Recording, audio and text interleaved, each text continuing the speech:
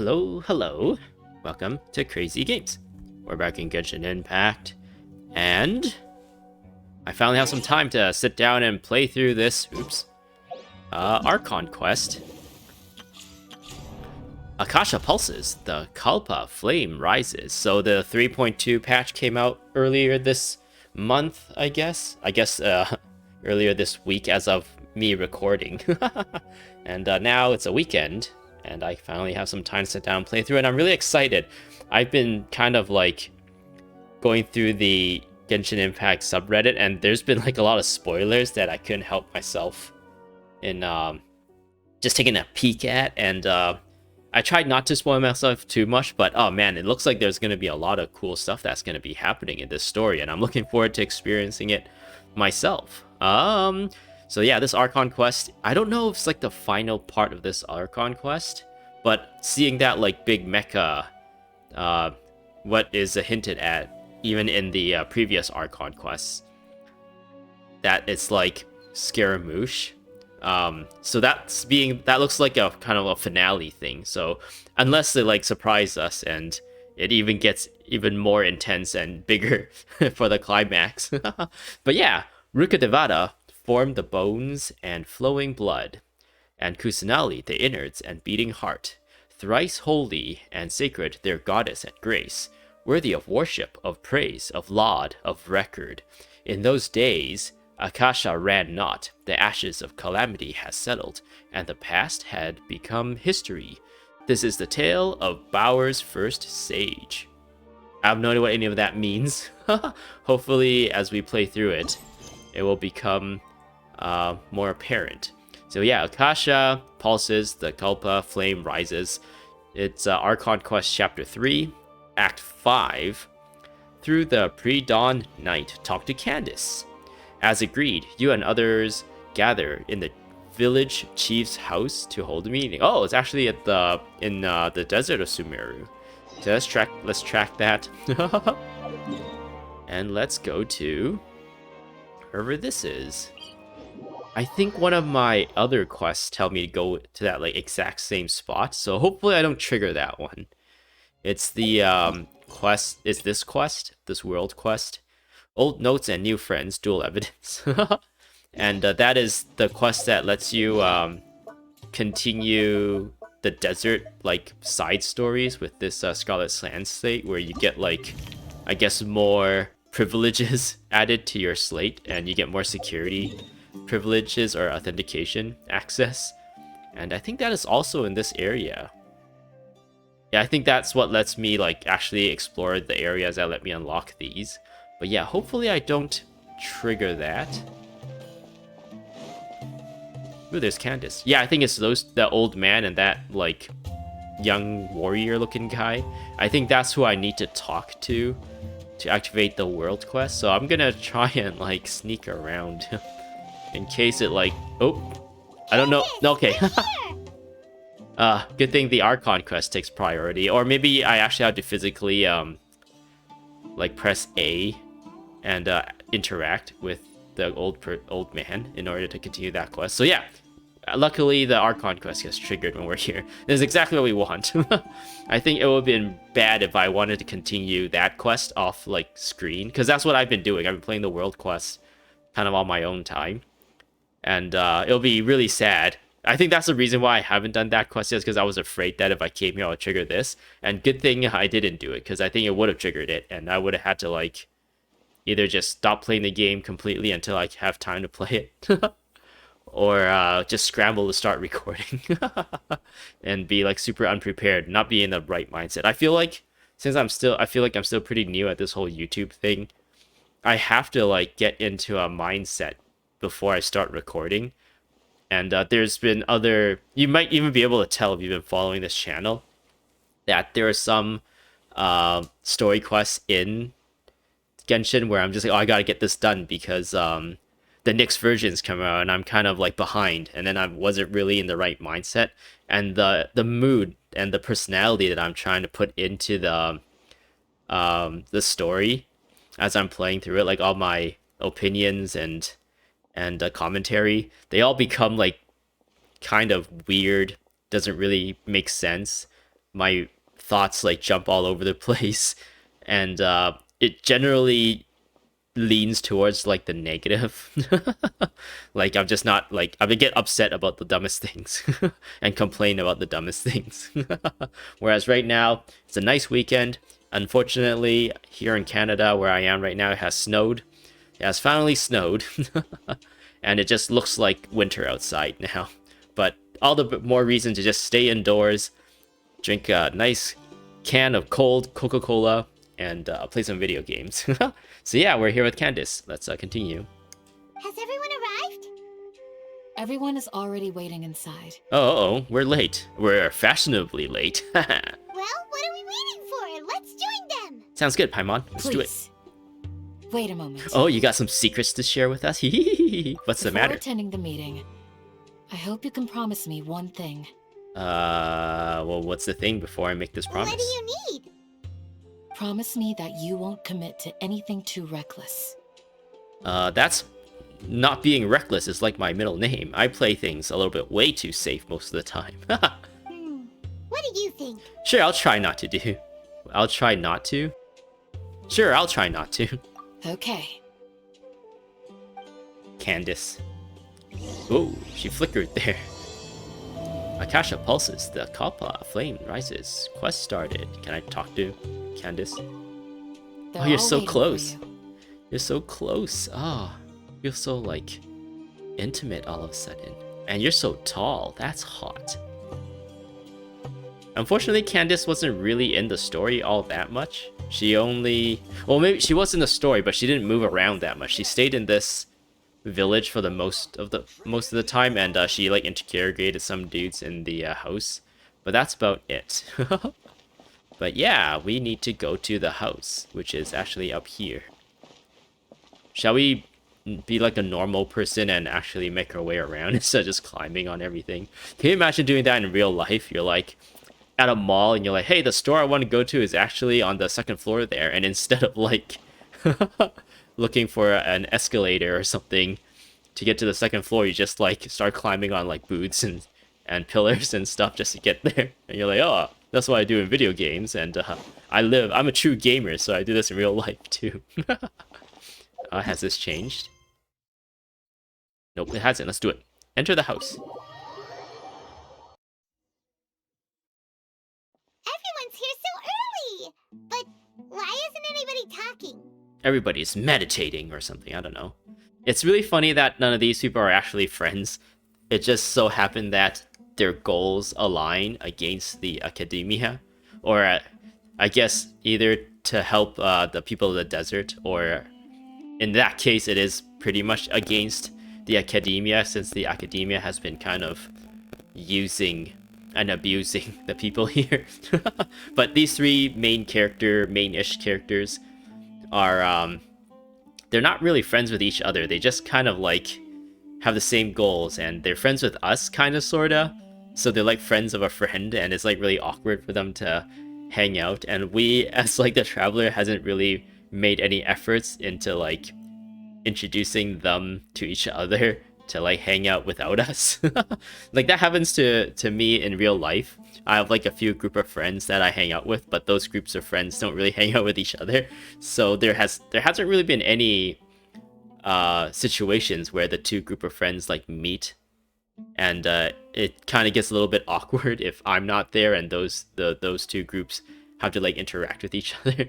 I guess maybe, I don't know, there's people who are really good at just like mingling and socializing, but then I personally am not really good at that. So I guess a lot of my friends are not really the kind of people who go out to seek interactions either. So if they ever meet each other, I think it will be really awkward, and there will be a lot of just like weird ice-breaking conversations in order to like get people to talk. But yeah. Yeah, my two group of friends is, one of them like is my like martial arts group of friends where I train martial arts with. Another group of friends is like the group of friends I kind of grew up with or went to school with, and we just kind of stayed friends throughout the years. And when I first started training martial arts, I tried to get my like school. I guess they're like my video games, and just meet up to eat food or hang out group of friends.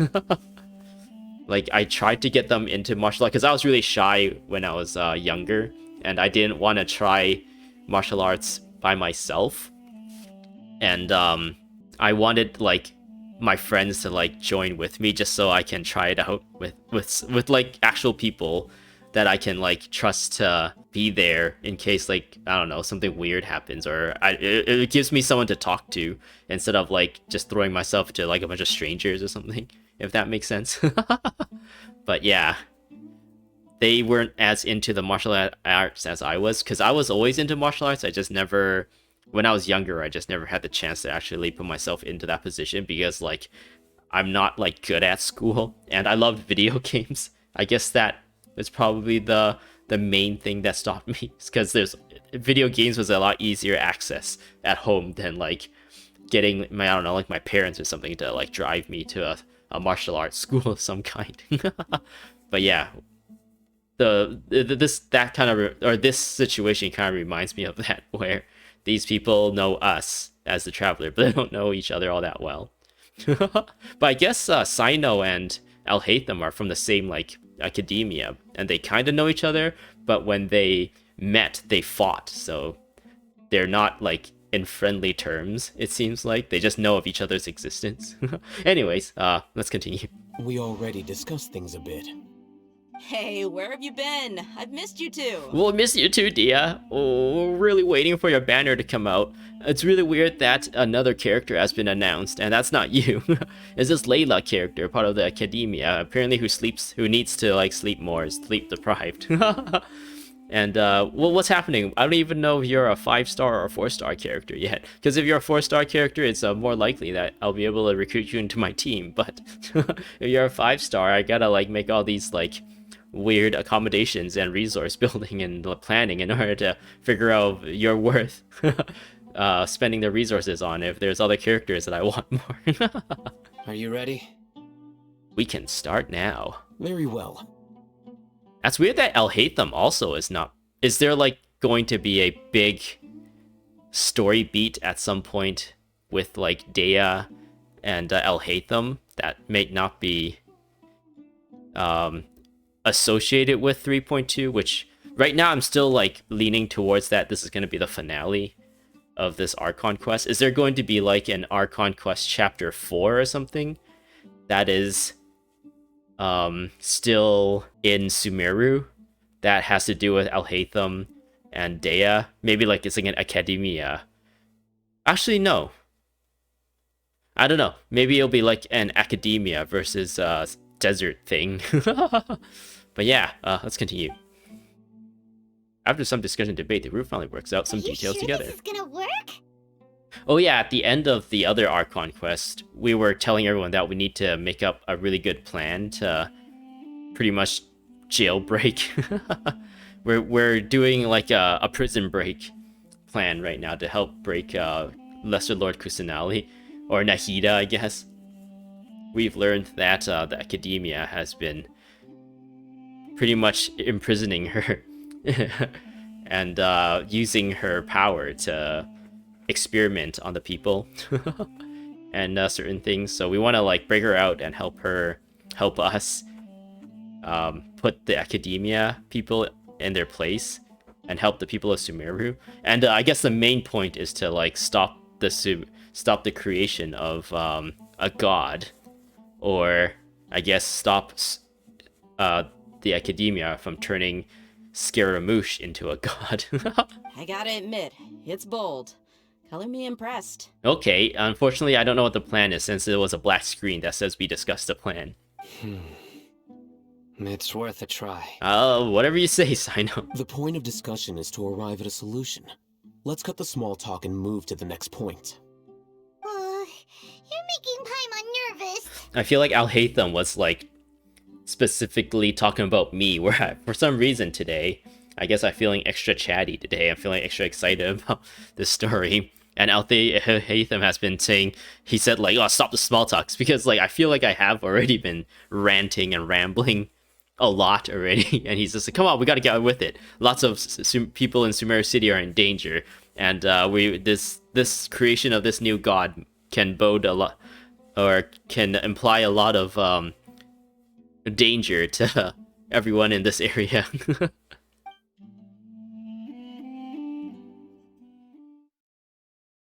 Bloop. There's a loading screen. I wonder what's gonna happen. It's gonna, You're ah. finally done. Oh, I guess Candace isn't gonna be a part of this whole thing. She's just gonna stay in Aru Village. Oh, that's kind of sad. Candace is probably one of my favorite characters in terms of design so far for all of Sumeru. Since I don't know, I guess one of my favorite colors is blue, and she's like blue themed, and it goes really well with like the brassy gold like accessories and stuff. And her and Dehya being on the same like screen, same frame, like they just like juxtapose each other so well. It's just so aesthetic to look at. And it's kind of sad that Candace isn't like joining us, even though like she's supposed to be a really good fighter. But I guess story motivation wise, it makes more sense for Candace to kind of be the protector of Aru Village, and she will provide us as much support as we need, so long as she can like stay and protect the people here. And I guess Cyno and Alhaitham, being Akademiya people, they don't really want to stay here anyway, along with Dehya, who's more of a mercenary. There's already enough people to handle the task at hand. Let's I continue. have some other stuff to take care of. Catch you all later. Wait, Dehya's leaving too? No.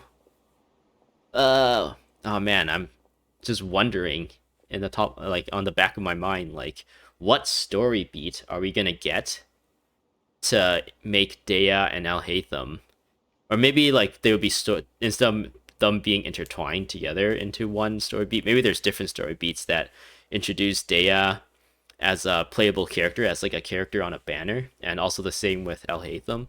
Like what's gonna happen? Because it would be a real shame if like all of a sudden they're part of a banner, except during that version there's like nothing to do about them. It just doesn't make sense. It seems like Hoyoverse tries to put banners up when the characters are are like being talked about or used in some way for the story or some event. Just like how now it is actually no, now it's not Cyno and Venti.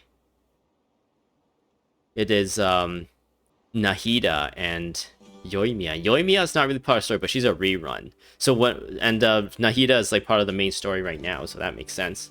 But yeah, I was thinking about Venti when it was Cyno and Venti. Cyno was part of the Archon quest, and also had a story quest released, and Venti was part of the event, so that makes sense, like the Fine Laissez Fest event. But right now, like Yoimiya is just like another, just like dangling out there. So hopefully when Dehya and Alhaitham or Alhaitham, whenever they get their chance to become on a banner, it'll be an interesting reason for that to happen, not just thrown out there.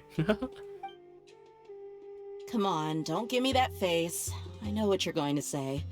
I'll be careful. Oh, they know each other so well. That's what I wanted to hear. Take care. Oh, they're like best friends. Paimon just floats Well, by. traveler, Paimon, judging from your expressions, the meeting must have been quite productive. You can tell? I'm not that good at scheming or strategy, but I can sense people's emotions. And based on your reaction, things must have gone quite well. Things will make our move on the next Jinagaba. Maybe that J is silent. Nagarba Day? Nargbar Day?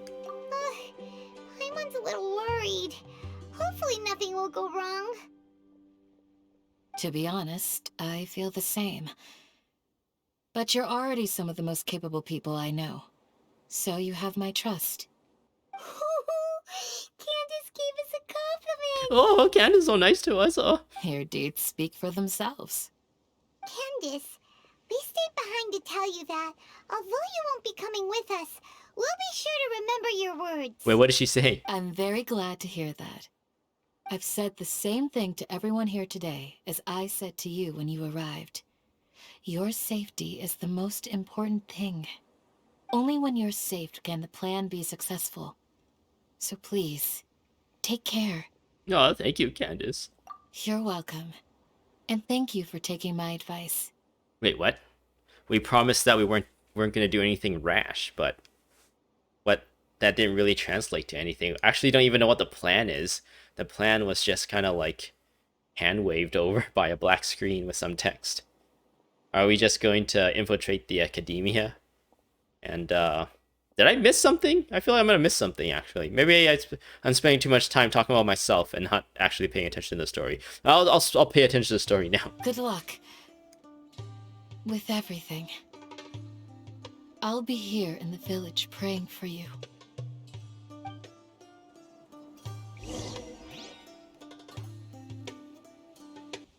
so glad, Grandma. Stay safe, everyone. I'll be here praying for you. Oh, that's a lot. That's Good gonna luck. help us a lot.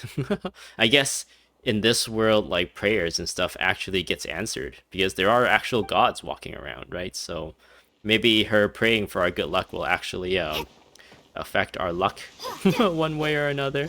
Whereas in real life, we're just like, I don't know. We're just praying because there's really nothing else we can do, really. Alright, let's meet up with Alhaitham, apparently. I am still unsure about what the plan is. But apparently everyone is already made their minds about what to do. So we'll just pretend we know what we're doing. We'll follow their lead. Sounds good.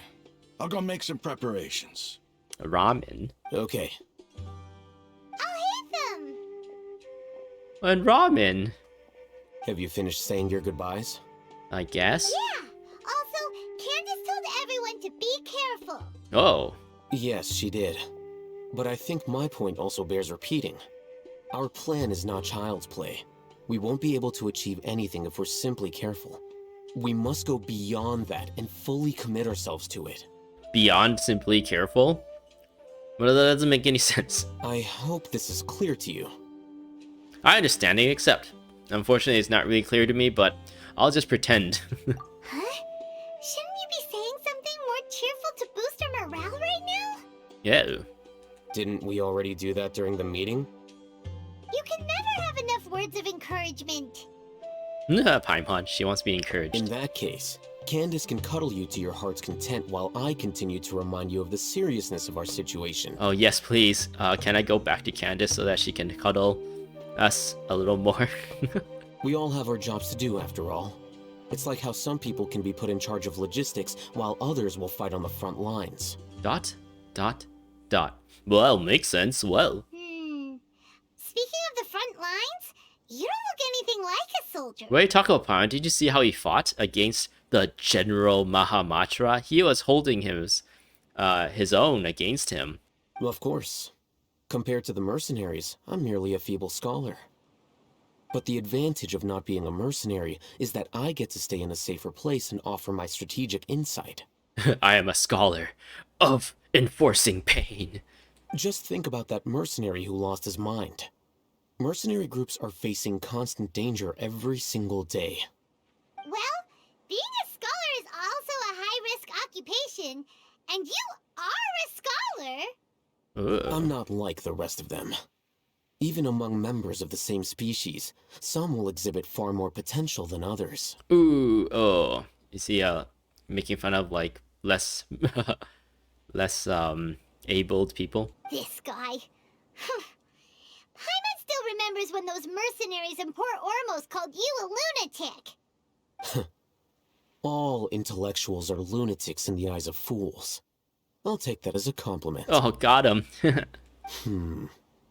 That reminds me. You fool. Do you remember the record we saw in the King Deshret ruins? It mentioned forbidden knowledge. Oh, yes, I remember that. You have a good memory. Oh, thanks. Forbidden knowledge has the power to drive people insane, but this fact has never been shared with the public. Even I, who has worked in the Akademiya for some time, was never once informed of this. I think Those mad scholars and mercenaries we encountered may have all fallen victim to the corrupting qualities of forbidden knowledge. But the Akademiya has always held a different view. They've always believed that symptoms of madness are a side effect of human contact with divine knowledge as mere mortals. Oh, so human brains are just not built to handle divine wisdom or knowledge.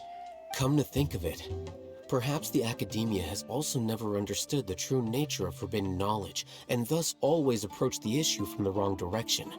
I don't remember where I heard this from, but there's like this idea that, I guess ideas and knowledge and information can be seen as like a parasite or a virus or some sort of like invading bacteria or something, kind of like how viruses, bacteria, and parasites try to invade your body, and your immune system has to fight it off.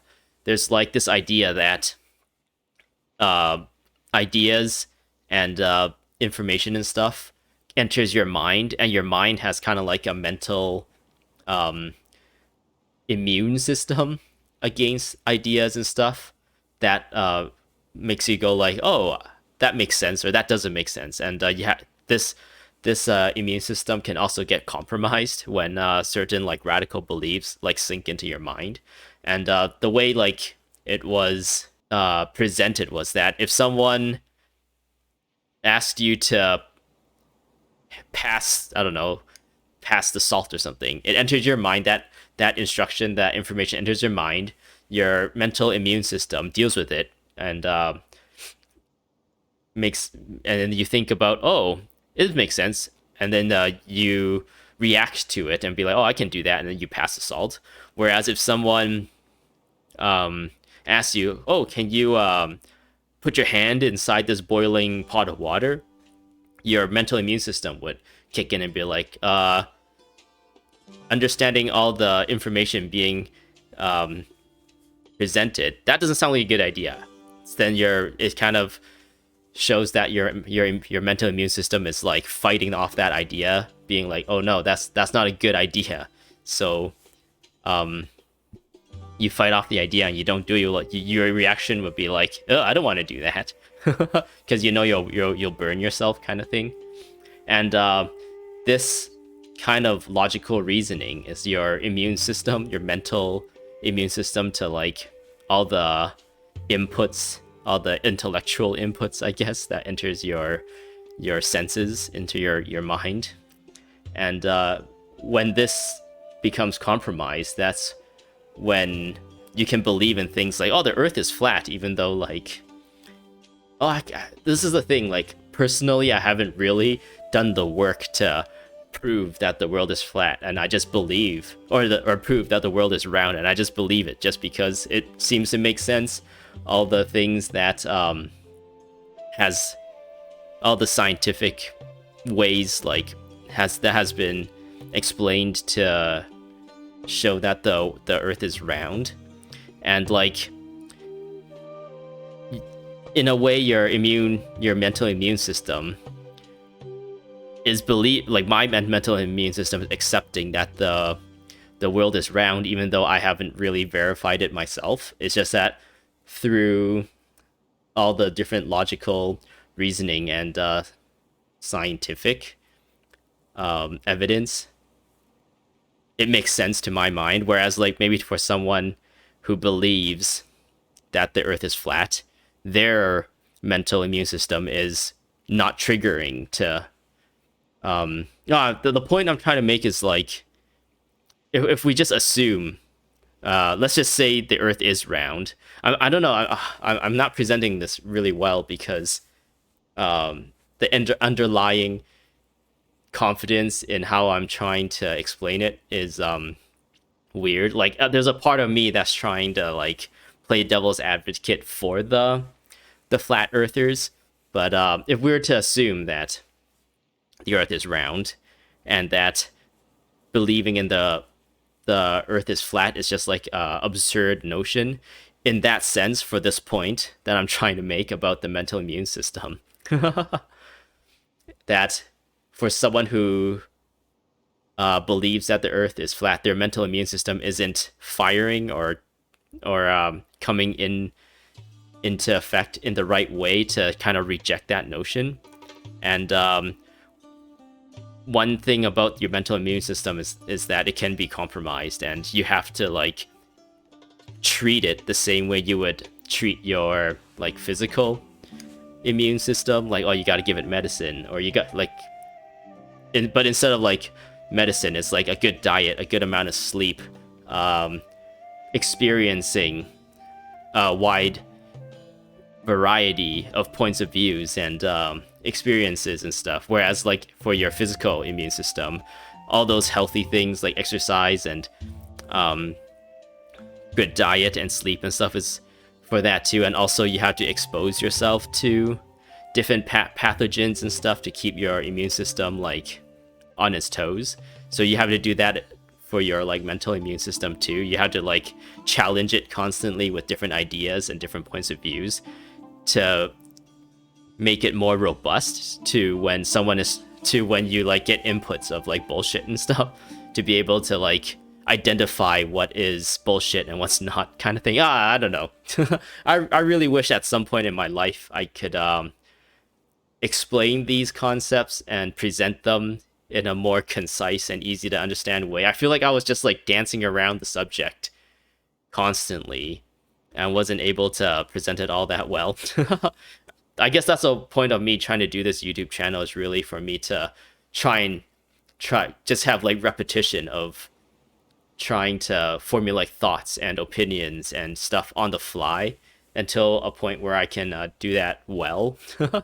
And I guess this is like proof of my my progress. There's like a record of my progress in being able to do that. If you compare this video to even earlier video of mine, hopefully there's some progress in how well I've presented my thoughts and opinions, and how well I am able to like build sentences and stuff. And maybe if you compare this to a video I make into the future, hopefully you can see like progression in my ability to just like free flow and think and present things in a really concise, in an accurate manner. Anyways, I feel like I've been wasting too much time. Let's continue. The withering. Ooh, this is a nice view. And the sandstorms. Don't you think what is happening right now across Sumeru is rather similar to the forbidden knowledge pollution that occurred in the desert thousands of years ago? Oh yeah, I guess to tie all that back to this is saying like the divine knowledge. Here I go on another ramble again.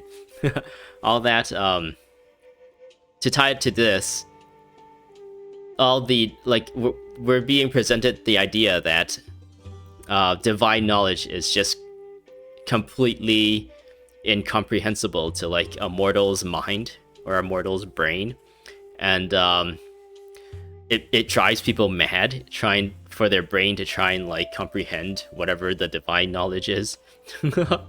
And that I guess that's the reason why I went on such a big rant.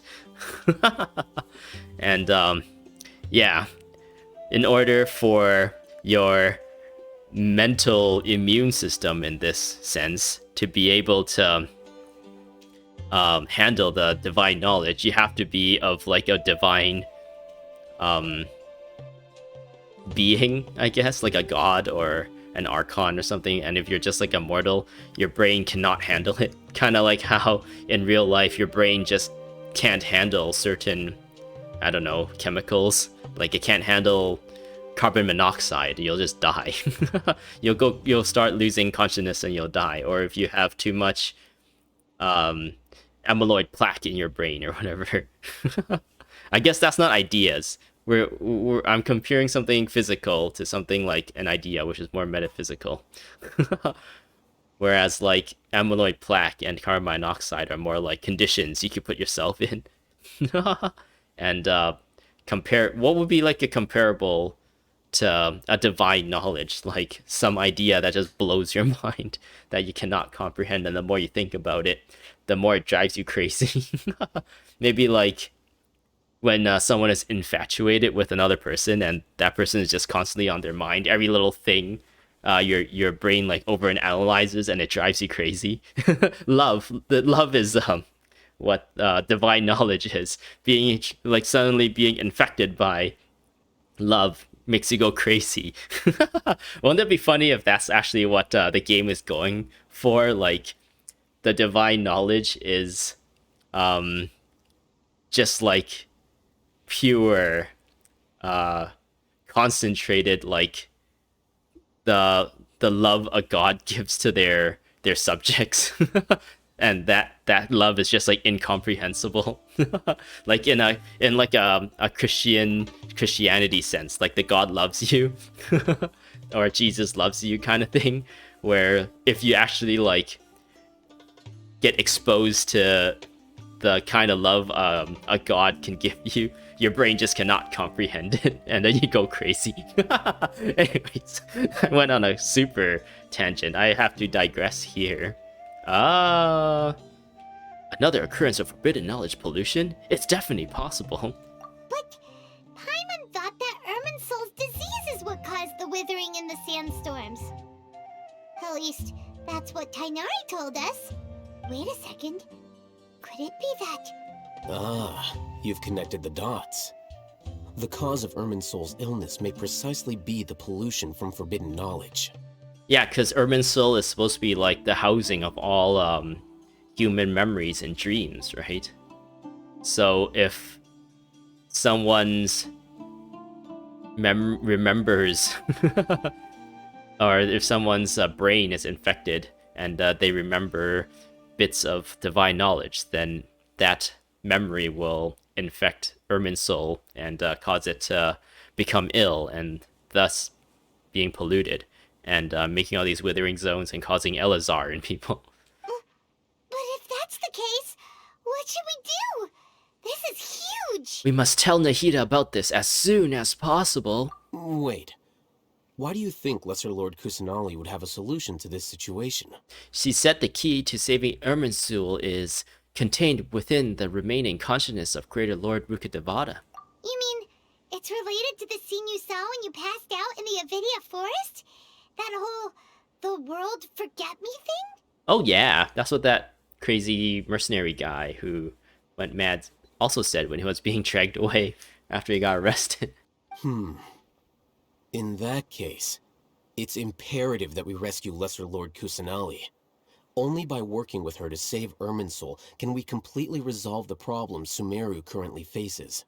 Is the divine knowledge like linked to Greater Lord Rukkhadevata or something? So for everyone who remembers Greater Lord Rukkhadevata, that's why this pollutant is staying. And if everyone forgot like the existence of Greater Lord Rukkhadevata, that would kind of kill the whole divine knowledge. It's like the SSD, like in a hard drive where you have Greater Lord Rukkhadevata in a folder, and that's like malware. And if you just delete that file, it's like, oh, you deleted the malware, you're good now. That kind of thing. That'll be silly. To make sure we're still on track, I would like to check on the state of some of our preparatory work. Where are we going? To an Eremite base. Ooh. Are they gonna be nice to us? Oh, I guess that's why he was talking to Ramon there, right? The guy I was calling Ramen. Ramen kuze. Ramen wa oishii desu. Oh, umai ramen. Where do they want me to go? I'll just teleport there. Oh, this is the place. When I was exploring here, I saw like those two guards up there, and I was like, oh man, I'm just gonna start shooting them. And like, I thought it was bugged because I'm like, why am I not doing any damage to them? And it's because they're actually not hostile. Oh, hey boys, Foad, what do you have to say for yourself? Hello, traveler. You know me? Ah, I see, I guessed correctly. The boss told us what you look like. He said you're our new buddy. You have pretty distinct traits, so I recognized you right away. He's like talking to Lord Barbados right now. It's funny how in some cases, they actually switch the character to the Traveler when you get into conversations. Like if you talk to Catherine for your daily commissions and stuff. But for whatever reason, they didn't do it here. And even though Fowad is referring to us as a Traveler, we're still Lord Barbados. That kind of makes things a little bit awkward. Well, since the boss says so, guess that makes you a friend of ours now. The Eremites bid you welcome. Oh, thank you. Do you have wine? Is it in here? A Sanciera. I break your stuff, Fowad. Anyway, let's go to talk to this guy. Oh, there's some Akademiya people there. You made it. You made it. What are they doing here? I gave them some technical work to do. Ah, it's the scribe. And is that the traveler I see? These two are the two scholars who kidnapped all the village keepers in the previous Archon quest, right? How's the work going? Or at least they're the masterminds behind that whole thing. Because we know they kind of hired a bunch of mercenaries to do the dirty work, do like the actual lifting, but they're the ones who made the plans, right? Ah, yes! We have fixed the devices according to your instructions. One of them is already ready for use, while the others are still under repair. Well, okay, what are we using it for? Aren't those devices for canned knowledge extraction? What are you doing with those? Look here. Well, I'm looking at it. What are we looking at? Huh? More canned knowledge? Are you going to put more weird stuff into her head again? No, don't do it. Alhaitham, we don't want more of your weird stuff in our head. What's that look on your face? Are you scared? Paimon's a little scared, but very, very furious. That's an interesting response. Anyway, we're not going to use this just yet. As I mentioned during the meeting, this knowledge capsule contains a decree I drew up in the past. The Akademiya should also have their own copy. And according to the plan we just came up with... Traveler, I want you to record something into this capsule. Huh? Me? Do you believe we can save Lesser Lord Kusanali? Oh, what I may lack in faith, I make up with my action. Yes, I do. Good. Conviction is the most important part of all of this. Now, please get ready and put on this device. Are we gonna put our knowledge into canned knowledge and try to put that conviction, that belief that we can save Kusanali into other people's heads? You want us to record our conviction into the knowledge capsule? Yes. Okay. Paimon is still really worried. I understand, but trust me, Paimon, this is something we have to do. It's best if you can do as I say. Because, to achieve this impossible task, it sounds like you'll need to fool your own heart first. Although it may feel like a trick, self-encouragement may be the most important tool we have. Okay. Paimon can see the point you're trying to make. I'm ready. Imagine this. We have orchestrated our plan and successfully rescued Lesser Lord Kusanali. As a result, we have changed Sumeru's entire political landscape. Yeah, at that point, would Nahida just become the de facto leader? Is that the word, de facto? Will she just become like the political leader instead of the Akademiya? And maybe like the main leadership branch of the Akademiya gets like abolished, and the Akademiya itself is still kind of like a governing body, but with Nahida as the leader. Is that what's gonna happen? Everything went without a hitch, and everyone recognizes and praises our achievements. Sure, okay. Now, open your eyes. I just see a weirdo in front of me. Here, What's this? What's this? read it out loud. Okay. Some stirring words have been written on the note. Although you quite don't understand the purpose of recording, you still I It's can't read done. in time. What a fascinating experience. Is your head okay? Does anything hurt? I am fine. It's just a recording. There should be no negative effects. But what was the point of doing this? Paimon doesn't get it. Explain. And that's perfectly fine. In any case, these capsules aren't meant to be used by you. Oh. Huh? What do you mean? It's meant to be used by Paimon. Have you forgotten? Our plan needs to account for those who have long relied on the Akasha.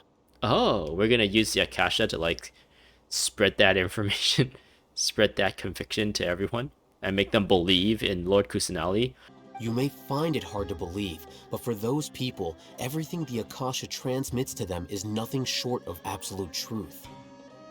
Imagine if you've been using a device like the Akasha since the day you were born, and this device has always supported you during times of need. Interesting. Is the story here kind of paralleling real life, where a lot of the newer generation, like I'm part of a generation of people who didn't have the internet. Like the internet, I guess, was introduced during my generation's childhood and become popularized during my generation's childhood.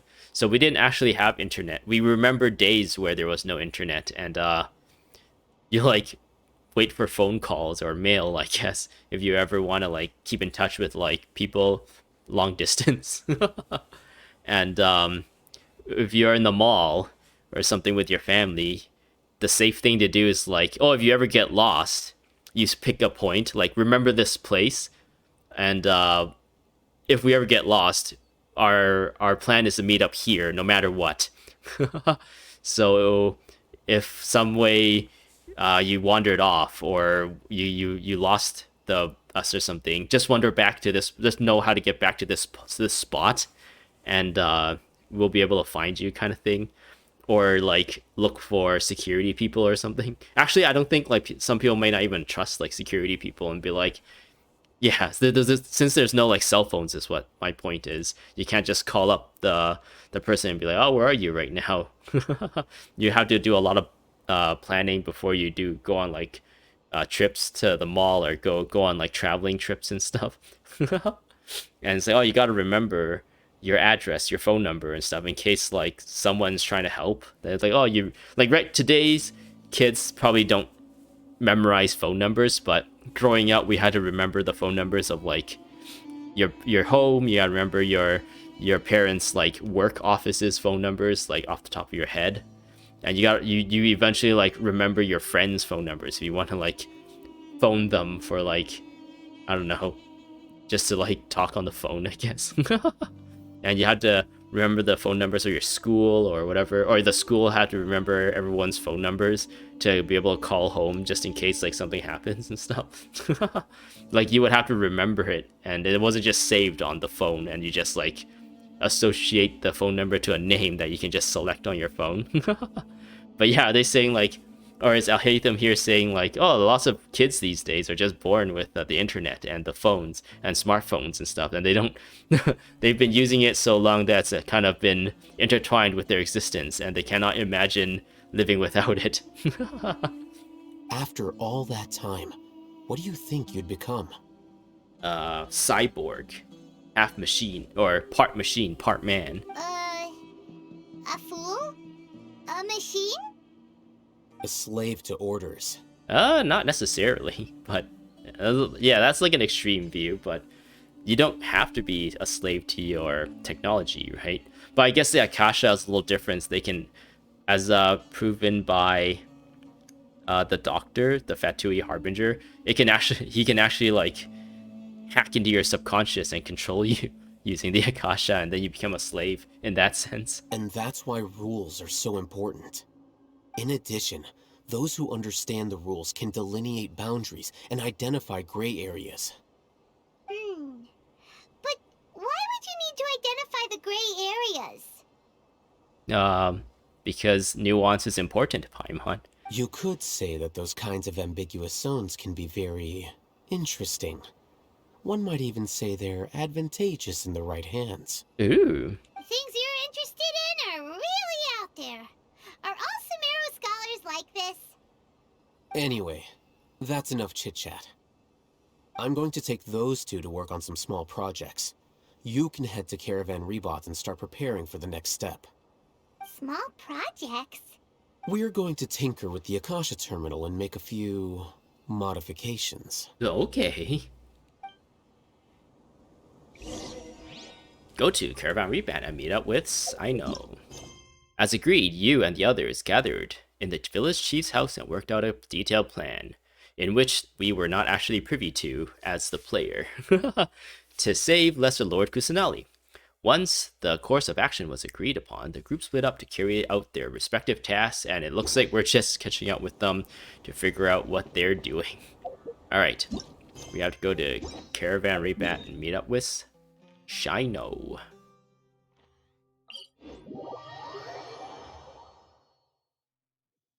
Cyno the Great Guy. No.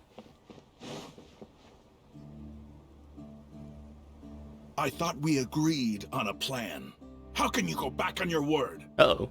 The plan is too radical and carries a high risk for casualties. I've given it a lot of thought. And in the end, I still can't agree to it. Uh-oh. But it's still the best plan we have. As a former Matra, you of all people should be able to see the bigger picture and recognize the innate advantages of our plan. I did. And that's how I saw the danger behind these so-called advantages. Alhaitham's plan is even more radical than I imagined. I must have missed something, because I have no idea what the plan is. Hopefully when I'm editing through this, it'll become clear. But I'm just assuming we're just gonna, like, storm the Akademiya and, like, break out Lord Kusanali, like, try to get to the chamber that they're hiding her in. But for whatever reason, Alhaitham has presented this whole, like, Akasha hacking plan to try and get, like, Lumine's conviction beliefs into the Akasha somehow using the canned knowledge extracting thing. But yeah. And we have no idea what the basis of Cyno's rejection of a plan is now. Or at least I don't. So, like, these story beats are... I feel like I'm disconnected from them because I don't really understand the character motivations at the moment. I really hope it was just like it wasn't because I missed something, and it was they're just hiding the plan for like a really like cool reveal or something. Let's continue. Huh? Why are you guys arguing? My friend, you're just in time. Why don't you help me persuade Cyno? He's turned against our plan. Well, how dare you? What was our plan again? Just I'm just testing you. It's not like I don't know the plan or anything. I just want to hear you say it. We agreed to work out a plan at the meeting. As mercenaries, you're familiar with the local environment, so you'll take care of the specifics. But then, you went to Alhaitham for suggestions.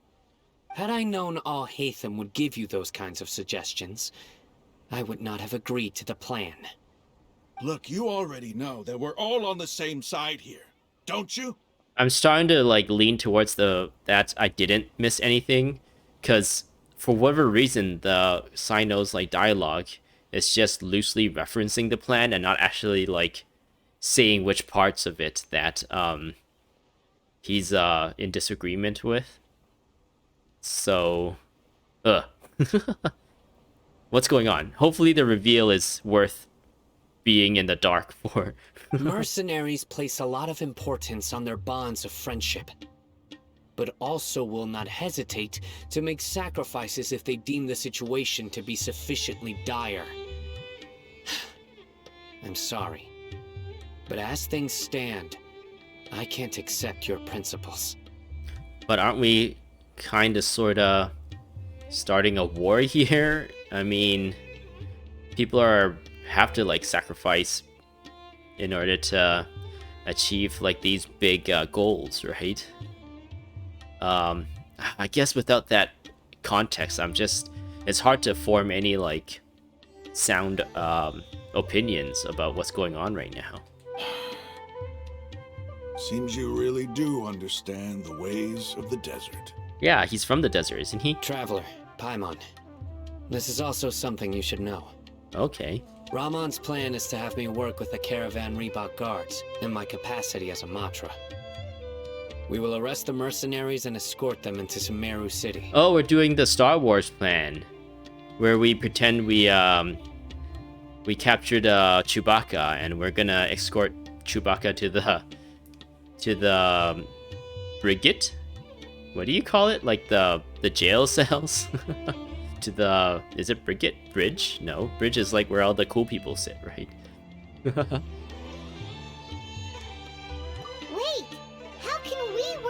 guards? We can't get through that wall easily, remember? Caravan Rebot would never let so many unregistered members of the Eremites enter Sumeru City.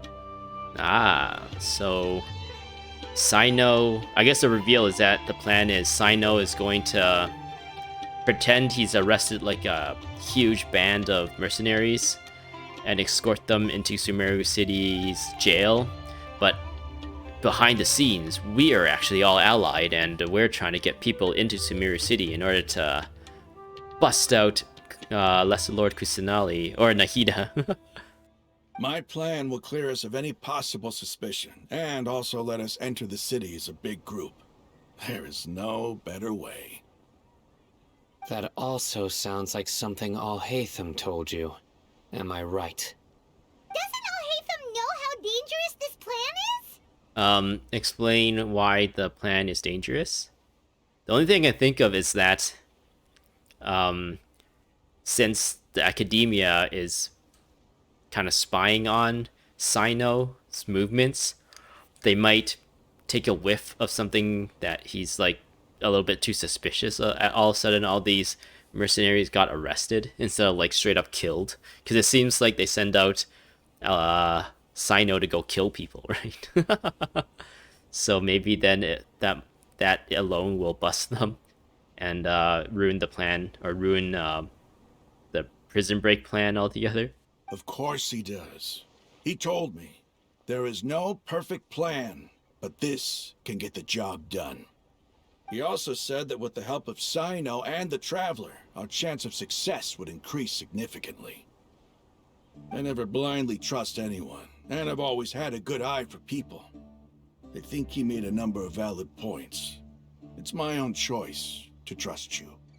If I make the arrests alone, I can control myself and prevent you from getting hurt.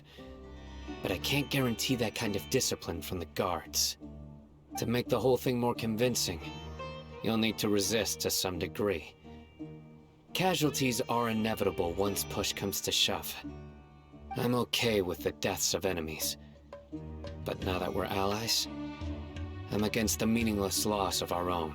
Oh, so they're gonna, all these mercenaries and Cyno are gonna go to Sumeru City, and the mercenary is gonna pretend to start a commotion where Cyno has to step in to arrest them, and in that case he has to kind of like fight and potentially kill allies. Is that the problem Cyno sees right now?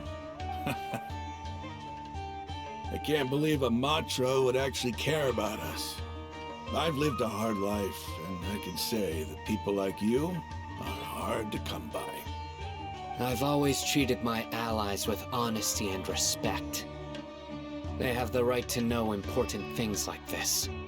Now you're making this hard for me. Hey, is there something we can do to help? Oh, if there's no other way, I can help. I know what I'm doing. I knew you would say that. So instead of... Wait, we don't have the authority to arrest people, though. Unless we are the ones causing trouble and Cyno has to arrest us. We can help fight some of the mercenaries, which Oh. should reduce the number of times you'll have to struggle directly with the guards. That should help at least a little bit.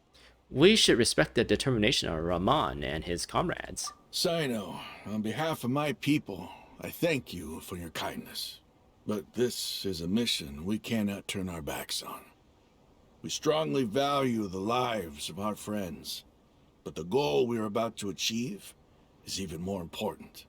We Okay. have no fear of casualties, because we crave the spoils of victory. So please, lend us your support. We will show you the determination of us desert dwellers. Well, now that you've put it that way, I can no longer refuse. But remember, you need to follow the plan and not do anything reckless. Candace made it very clear that we can only achieve our goals if we can ensure our safety. Since you and I both recognize the significance of this operation, there should be no more animosity between the followers of the Dendro Archon and those of King Deshret. Everyone's life is equally important. That was weird that Cyno referenced Candace there. Candace wasn't even part of the strategy talks. And for the most part, she's just been saying like nice things to us, but when it all comes to actually like helping with the free Nahida plan, she's not really involved. The only thing she was involved in was interrogating the Eremites, or the Eremites that kidnapped the village keepers, which is more localized to Aru village than anything. So it's weird for Cyno to say, oh, Candace says, in order for this to succeed, everyone has to be safe. It's like, what does Candace know about anything? She's not even involved with our current plans right now. Why would referencing what Candace say convince Ramon of anything? Is a little bit disconnected there. Okay, you have a deal. Let's do this for our shared dream. It's like name dropping, I don't know. You're like, oh, I'm trying to think of like another character that we can reference that be like, oh, this person said this, but it really doesn't really mean anything in context to what we're trying to do. It's like, I don't know. I'll just continue. The guard should be stationed in the courtyard nearby. You can find them there. I was trying to be clever there and make a cool inference, but my brain didn't come through for me. Wow. Alright. So we got to go talk to the soldier station at Caravan Rebat, or in Caravan Rebat.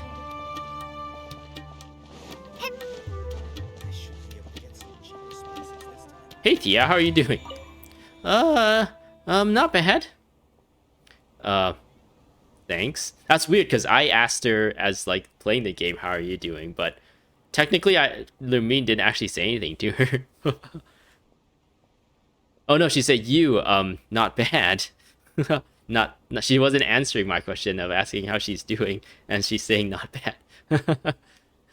Oh man, just like that extra little interaction there changed the meaning of what she says. Because you can totally see the situation where someone walks up to someone and say, oh, how are you doing? And then the person suddenly getting surprised and trying to think of a response like, you, not bad, I guess.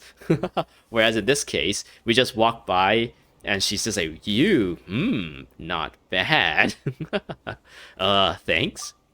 No need to thank me. I wasn't praising you. It's just an objective evaluation of your skill. Sometimes, the more capable a person is, the more dangerous they are too, right? I may just be in charge of logistics, but I can never be too careful. Okay. You do you.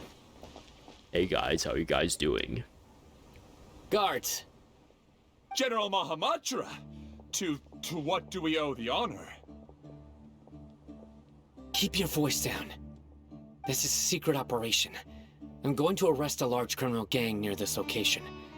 According to the Akademiya's Guide and Regulations on Secret Operations, I have the right to ask for the cooperation of Caravan Rebat. Wait, what? Ah, of course.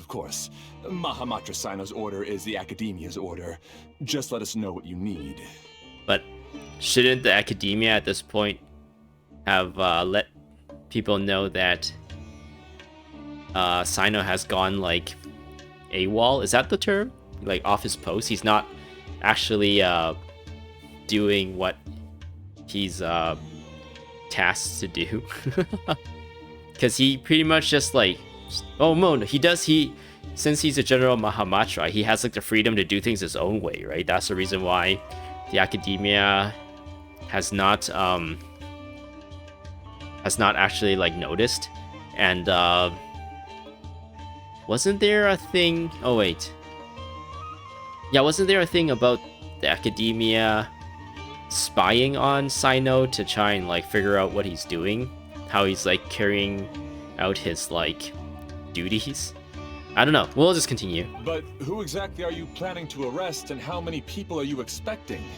Depending on the scale of this operation, we may need to report it to our superiors. And who's this random person and flying child? They're a squad of Eremites whose number is comparable to Ain el Akmar in Port Ormos. They're involved in the theft and resale of supplies from the Akademiya. As many as Ain al-Ahmar. This should definitely be classified as a joint operation. Then I suggest that you report this to your superiors as soon as possible, and treat it as a top priority desert operation. Got it. Please wait a moment. I'll contact them immediately. Immediately. You look so commanding when you're working. Because this is work. You're much more friendly to us. Because I trust you. Oh. Paimon can't believe you're still in the mood to chat. This whole thing has Paimon scared stiff. Don't worry, Paimon. We fought a god before, so this should be like easy peasy lemon squeezies, right? Aren't you even a little worried? What if these guards already know that you have betrayed the Akademiya and are no longer their General Mahamatra? Yeah, I thought that was a thing. I guess word of this didn't spread to here yet, maybe? Even if that guard doesn't know, their superiors might, right? We discussed this, remember? The Caravan Rebot operation is of great importance. But don't worry. The guards there shouldn't know that Cyno has stepped down. And what makes you say that? How can you be so sure? Yeah. First, the other Matra still don't know why Cyno has left, which proves that the Akademiya has been covering up the matter. Wait, why would the Akademiya be covering up the matter that their, like, law enforcement leader person has left his post? Wouldn't they be on the trying to find a new one to replace him at this point? Second, this is a crucial moment for the Akademiya's God creation plan. If something were to happen to the General Mahamatra, it's bound to attract a lot of unwanted attention. Oh, they're too focused on the God creation plan to have the resources to spread word about stuff and have the human resources to, like, maintain the order and stuff while this is going on. No matter how you look at it, they don't seem interested in sharing the news of Cyno's departure. A reasonable inference.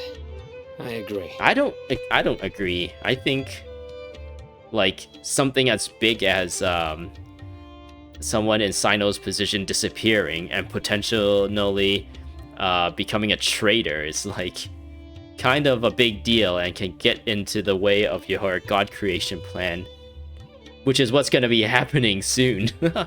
It'll be a huge, like, oversight on the Akademiya's part, but I guess the story's got a story, right?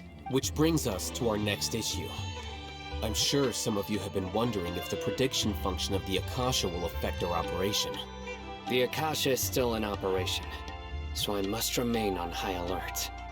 Actually, considering the power of the Akasha, it's quite strange that it hasn't already tried to interfere with my actions. Yeah, Alhaitham's Akasha is, like, right there. I've given that a lot of thought.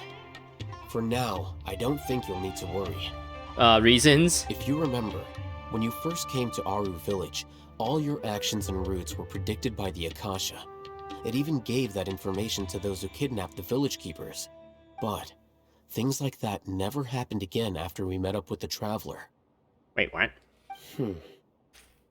What? That's true. But why? Yeah, explain, Alhaitham. Look at it from a different angle. Why do you think the Akasha will predict your actions? To see what you're trying to do. Because my personal data has been entered into the Akasha. That's true, but the key to this question is, how well can the Akasha make predictions about a person? Haven't you ever thought about it? Just how can it do this in the first place? Because the Akasha controls the entirety of Sumeru. The Akademiya firmly believes that all human actions can be explained through logic. By sorting and analyzing entered data, the Akasha can derive behavioral logic and predict the actions of those who fit an existing logic model. However, at the risk of sounding like an advocate for fallacies, can everyone truly be considered logical at all times? Yes.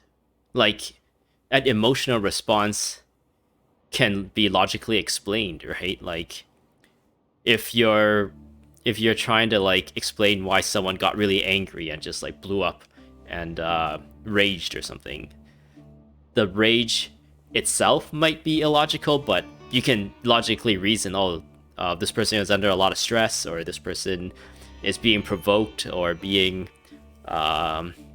oppressed for too long, and they just couldn't stand it anymore, and that's the reason. Like, even if like some actions are irrational, it can still be like, it still makes sense as to why the irrational behavior came about, if that makes sense.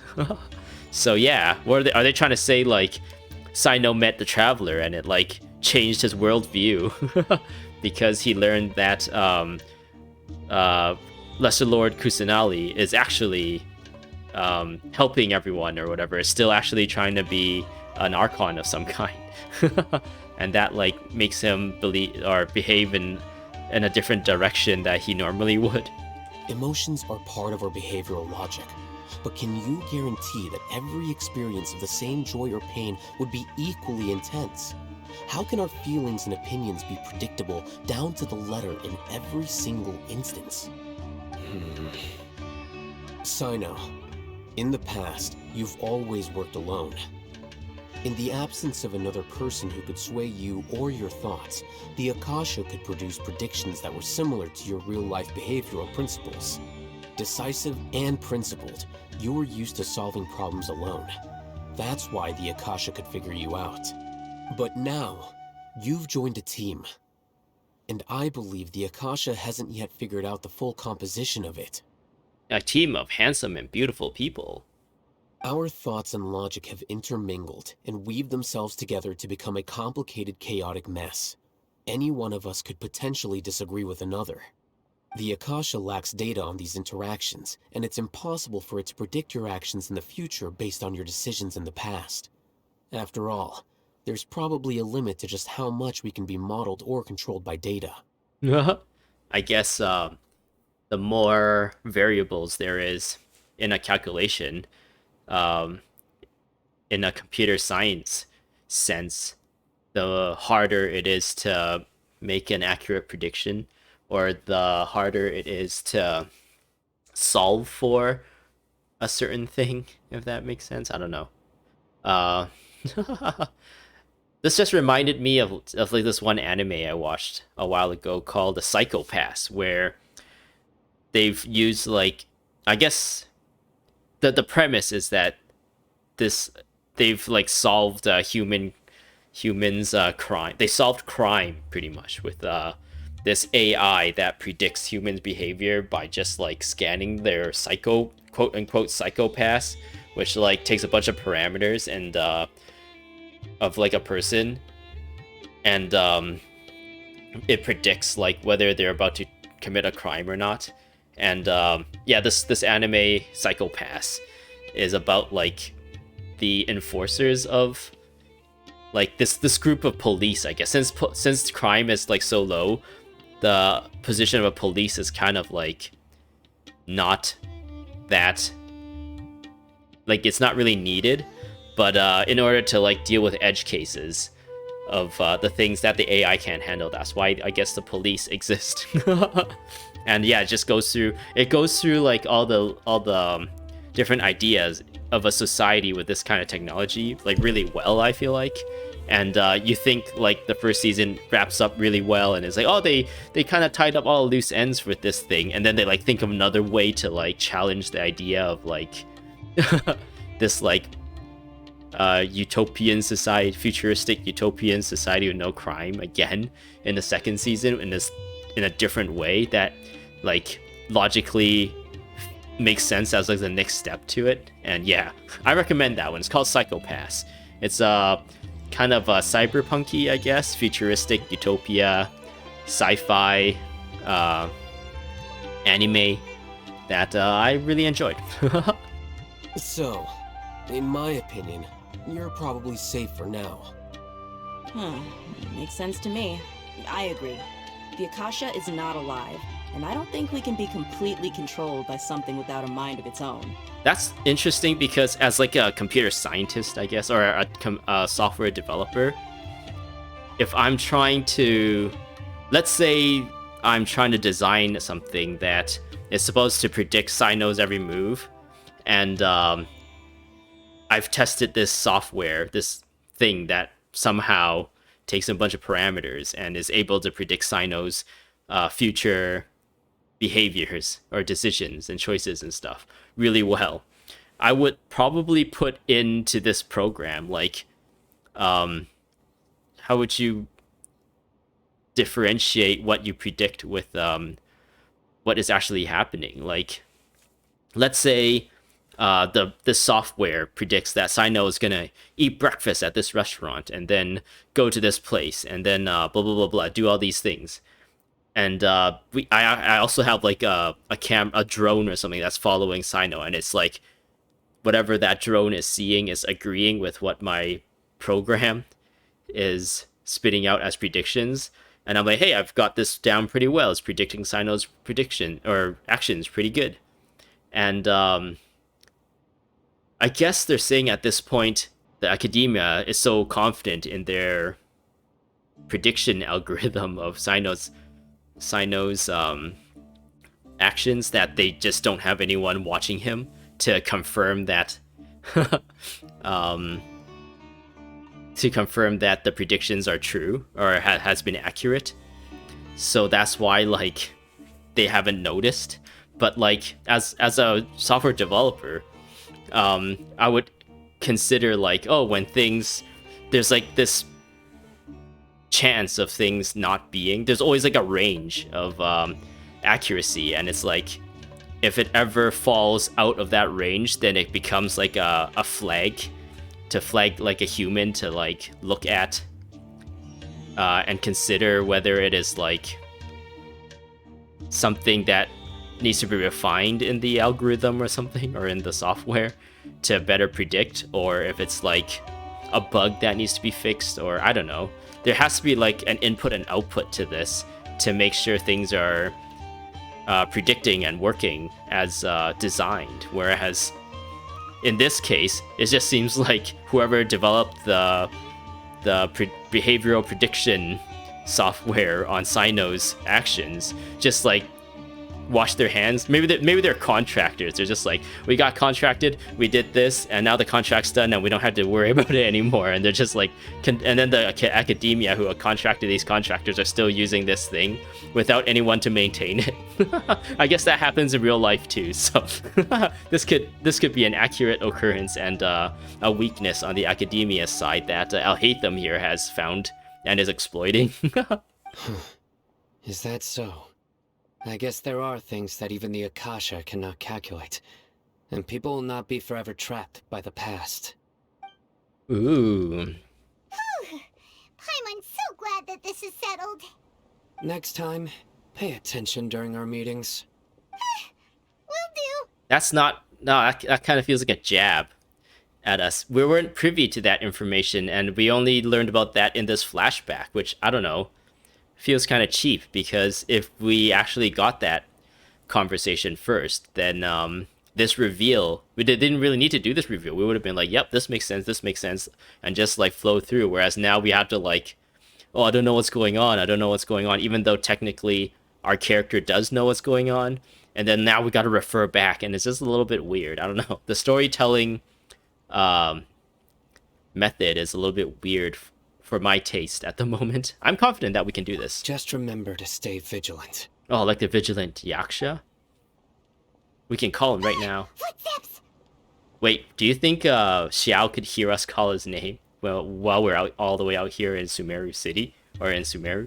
General Mahamatra, we were not expecting your presence here. I'm the security officer of the Grand Deshret Desert District. My name is Luxembarbo. Also known as the GDDD. This is my assistant, the Traveler. She will be working with me. The construct next to her is for her work. The construct? They're saying Paimon's a robot. Beep! Construct, beep! Her eyes! That's hilarious. Paimon's just playing along. What a great honor to meet you.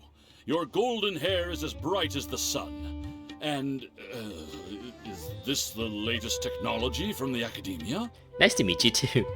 Have you made a decision regarding the matter I mentioned to your subordinate? It seems to be a dire situation, so of course you will have our full cooperation. To be perfectly honest, I've always longed to go on a mission with someone as well known as yourself. There's no need for flattery. Yes, sir. Luxembardo. Take your most elite platoon and follow me to the eastern side of the district. We will carry out the operation there. Understood. Map. Hurry, bring the map. Okay. A guard immediately brings up our map. Cyno circles the location In 2 of the days, operations. we will engage Ramon's Eremites and capture all of them. Any questions about the time or location? None at all, sir. Good. See you then. Yes, sir.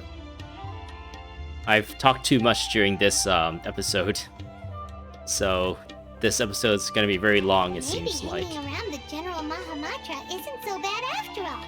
Everyone's so respectful towards us. Yeah, it does feel pretty good. This is all due to the absolute authority of the Akademiya. And now, we're going to strike back against that massive pillar of power. Get ready. We will move out in 2 days. 2 days. And it's like, wait 2 days. Yeah, wait until appointed time. 2 days later. Do I want to continue? Yeah, I'll continue and probably wait for a quest complete before I stop this video. Hopefully that's not too long. It sounds like wait. 1, 2. And we'll just go right there. It sounds like we're getting pretty close to the end of this story section, or until a quest complete. Because even though I talked a lot, we'd actually like covered a lot of ground too with the story, I feel like. So yeah, this video will just be longer. Whatever. Bring, bring. Through the operation. Let's go meet Cyno in the desert. Okay, sounds good. Go to the east side of the desert. As agreed, you and the others gather in the villages. Oh wait, that didn't change. Safety.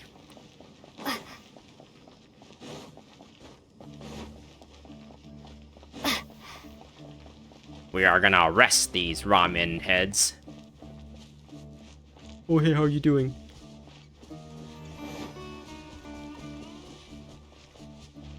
We shall take the sneaky route off the path.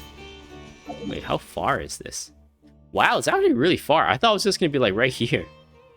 Do they want me to go here or here? Probably here. We'll try to follow what they would think we would do. I wonder when we'll get like a mount of some kind, because the stamina thing was taken from, I feel like it was taken from Breath of the Wild for the most part, or inspired from. But even in Breath of the Wild, you can have horses, and I guess a motorcycle at some point too. Look, over there! Our helpers have arrived already! I mean, Teyvat already is like pretty big now, especially with all these expansions to the world map. So maybe one day we'll get like some sort of mount that lets us just like traverse the world faster. Let's hurry over! Wait a moment. Uh-oh. Oh, it's you! You're my assistant, remember? Yes, I remember. Being my assistant, you must stay with me. Now let's head over there. It's General Mahamatra and his assistants. We meet again. Luxembardo. You're here early. That's a funny sounding name. It's to show how important we think the operation is. Since this is a big case for the Akademiya, we are prepared to give it our best. I'm glad to hear your sense of resolve. Remember, we must capture them alive. They are our only leads for the case. If they die, we will be unable to continue the investigation. Understood. Everyone! The Eremites are approaching from the west!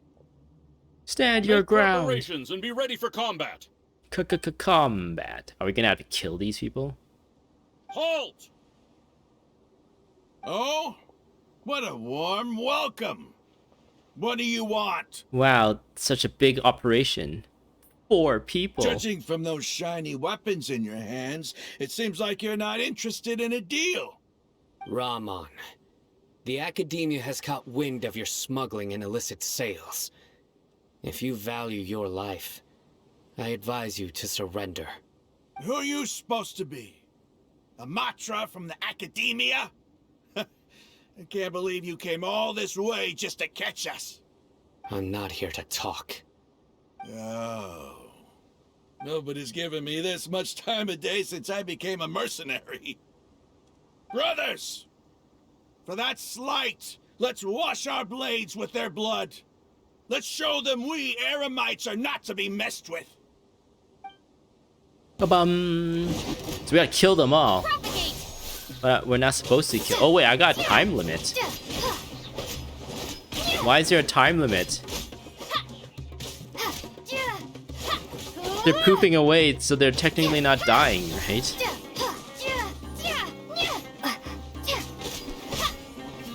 We gotta kill Ramen. Don't worry, boys, I got this. Don't worry, boys. Don't worry, boys, just stay behind me. We got this. Oh man, they're like charging him with their pole arms and just smashing everyone. Oh, don't worry, we got this. These Eremites are actually like engaging with. It's cool that they have NPCs on the field that fights with us now. It'll be cool if we can buff those guys too.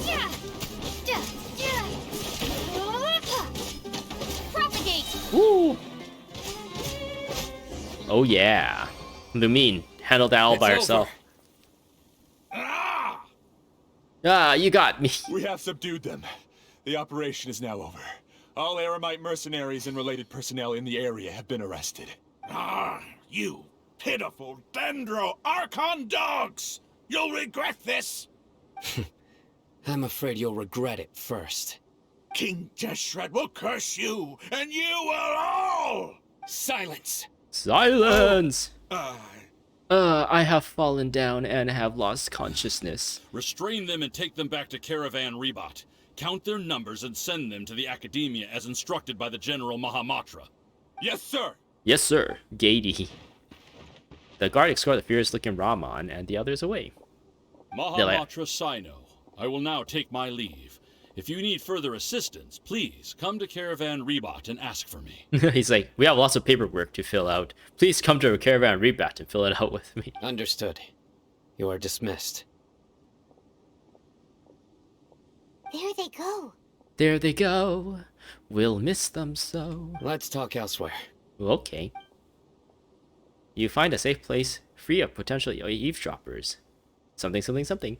This part of the plan went really well. Yes. Things went perfectly. That's fantastic. Fantastic. And that punch you gave Raman there sure looked convincing enough. Because I actually punched him. Once we're done here, I'll return to Caravan Rebot and oversee the group's transport. I promise. I'll get everyone into Sumeru City safely. Oh, thank you, Cyno. Yeah, you're the reason why everything went so well. It's not the time to celebrate yet. I believe Dehya should already be waiting for you. Ooh, Dehya. Go join up with her. She will need you to introduce her to Tighnari. Speaking of which, is it really okay for us not to share the full plan with Tighnari? What if he'll feel miffed about it and refuse to work with us? I'm a little worried too. Tighnari seems to be the kind of person who wants to know what's going on. I have a very close relationship with Tighnari. Given how well we know each other, I believe my message alone should be enough to bring him to our side. He knows I won't make jokes about things like this. If we need help, Tighnari is the best option. That sounds good. Get ready for the next phase of the plan. Don't keep them waiting. Okay. Oh, there we go. Quest complete. Oh, I was a little worried there that Dehya was a part of this too, because both Alhaitham and Cyno was a part of this. So I'm like, oh man, maybe there's like another hour to go before this quest is complete. But yeah, I'm gonna end things here. Good introduction so far. Hopefully my little rants and rambles were entertaining in some way or another. I'm still working on being a better presenter, I guess. And be able to present my ideas and opinions and comments better. But yeah, long way to go in that front. But yeah, hopefully you enjoyed. I'm going to end things here. In the next one, we will continue this story. Thanks for watching. I hope to see the next one. Subscribe for more, and goodbye. Ha!